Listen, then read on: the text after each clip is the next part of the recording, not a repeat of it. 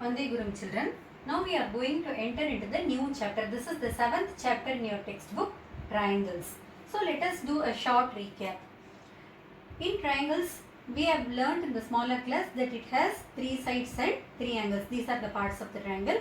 Then you have learnt the classification based on the 3 sides and the 3 angles.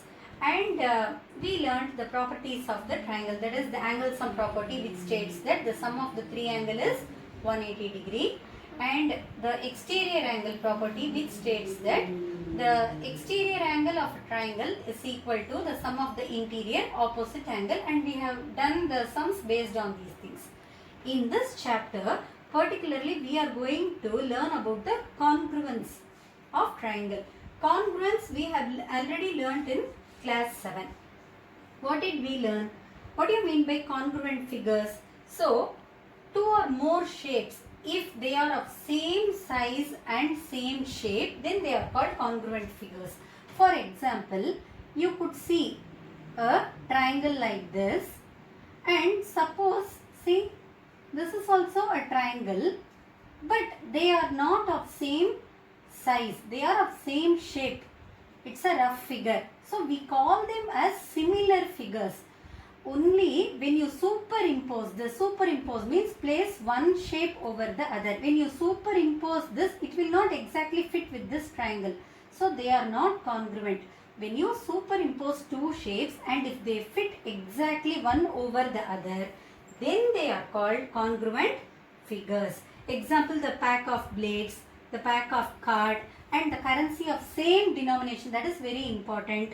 The stamps, the biscuits, CDs, etc. These are all few examples for congruent figure.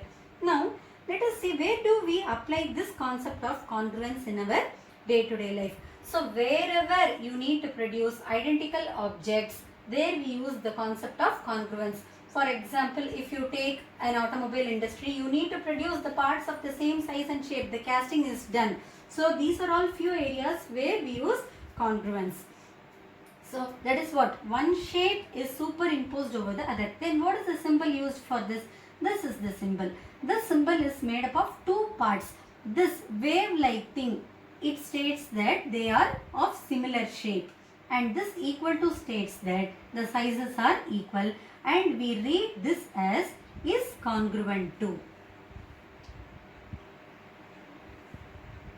We will see when the following shapes are congruent. When do you tell two lines are congruent? If the two lines have the same length, we say that they are congruent.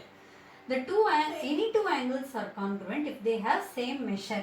When it comes to angle, see, this is 90 degree approximately. Okay, and this is also 90 degree. You cannot argue that this is longer. So, they are only similar. You cannot tell that because these two are only rays, and we know that the rays extend indefinitely. When it comes to angle, we are bothered only about the measure of the angle. So, rectangles will be congruent if they have same length and breadth. Squares will be congruent if the measure of their sides are same. And we tell that the circles are congruent if they have the same radius. Now coming to triangle. Two triangles are congruent. We already learned that the triangles have how many parts? 3 sides and 3 angles. So, we call two triangles to be congruent if the sides and angles of one triangle is equal to the corresponding, this word is very important, sides and angles of another triangle. Now, consider this example. ABC is a triangle and here DEF is another triangle. And what does this tell? So, this is a scalene triangle because they are represented by different symbols. This is also a scalene triangle. And the same symbol is used here. Now, can I tell that ABC, the triangle, is congruent to DEF? No, you cannot tell like that. Here, the correspondence between the vertices is very important. So, you cannot tell this. First, you have to analyze AB is equal to which side? See here, AB is equal to DF. And you can also tell FD. So, now the question is whether it is FD or DF. Suppose if I take DF, then what does it mean? A means D and B means F. Then in that case, BC is what? This symbol 2. And BC is DE or ED. But here we have taken B as F. It will not come into picture. So the ordering is very important.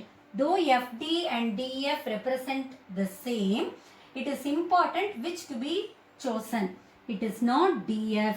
AB is FD, which means A corresponds to the vertex F, B corresponds to the vertex D. Then BC is, what is B? It is D. So C is obviously E. Now what is AC? A is F and C is E. So we conclude that triangle ABC is congruent to FDE, which means this symbol denotes, this line with 2 arrows, it denotes that corresponds to. The vertex A corresponds to F, vertex B corresponds to D and vertex C corresponds to E. So when we learn about the congruence of triangle, the most important thing is the ordering of the vertex.